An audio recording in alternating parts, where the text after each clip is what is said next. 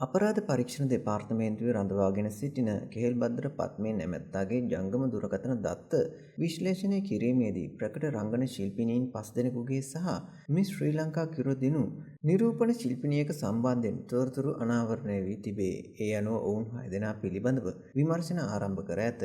අපරාධ පරීක්ෂණ දෙපාර්තමේන්තුව විසින් මෙම කාන්තාවන් 6 දෙනා කැඳවා ප්‍රකාශ සටහන් කර ගැනීමට නියමිතය. මෑතකදී ඉන්දුනීසියාවේදී අත්අඩංගුවට ගත් කෙහෙල්බද්දර පත්මේ වැඩිදුර විමර්ශන සඳහා අපරාධ පරීක්ෂණ දෙපාර්තමේන්තුවට භාර දීමෙන් පසු ඔහු සතු ජංගම දුරකථන CAD භාරයටගෙන පරීක්ෂාවට ලක් කෙරිණි. එම දුරකථනයේ තිබී එක් ප්‍රසිද්ධ රංගන ශිල්පිනියක් ඇගේ පෙම්වතා සමග සිටින අසභ්‍ය වීඩියෝවක් හමු වූ බව පොලිස් ආරංචි මාර්ග සඳහන් කරයි. එමෙන්ම අනිත් රංගන ශිල්පිනියන් 5 දෙනා සහ මිස් ශ්‍රී ලංකා නිරූපණ ශිල්පිනියගේ ඡායාරූපද ජංගම දුරකථනයේ තිබී සොයාගෙන ඇත. එම ඡායාරූප වලින් බොහෝමයක් කෙහෙල්බද්දර පත්මේ සමග විදේශ රටවලදී ගත් ඒවා බවද වාර්තා වේ.